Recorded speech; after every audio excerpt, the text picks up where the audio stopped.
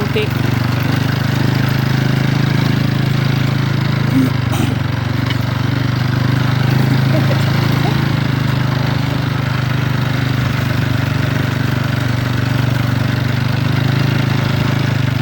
Kuya, mapait yun. Paano kaya nagamasan yung tuktok na yan, no? Parang ang hirap.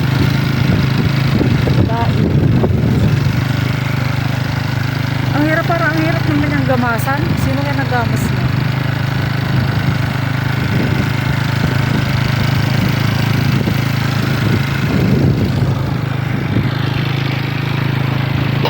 Mayaman ang Bulacan sa saging. No?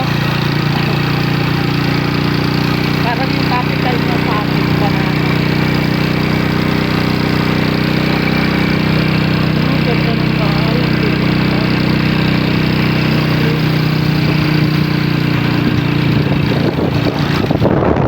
Ano, paano nagamasan yan? Ay, matarik. Ang galing naman ang naggamas niya.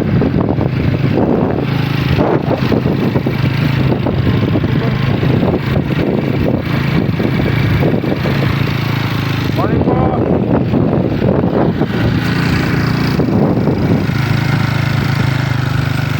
Kinukuha na yung mga bulaklak na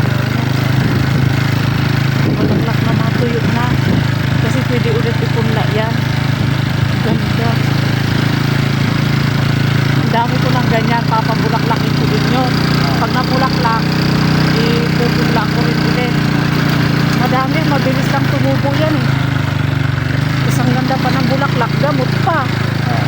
Gamot yan sa nagpupupo. Kami dati nung bata pa kami. Ha? Ha? Binibili niya yan. Oo nga, pero sulit siya nung pagbili niya kasi mabilis lang bumulaklak tapos mabilis tumubo. Kahit tag-araw, hindi yan mamamatay. Yung mga bata pa kami, pag kami nagpupupo tapos suka, pag lalo may sakit kami, lagnat, yan lang iniinom namin, nilalaga namin yung ugat. Yun ang iniinom namin palagi. Mga bata pa kami, yung nilalaga ni Papa.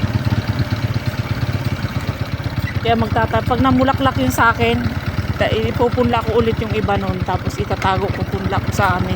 Kasi wala nang ganun sa amin eh. Buti na nakakita ko ng ganyan eh. Nagdala ko niyan sa Tanay. Dito lang madami. Marami na. Oo, magpaparami ako niyan. Mabilis lang yung tumubo. Mabilis din bumulaklak. Pwede rin. Mabilis lang tumubo yan. Ang dami, di ba?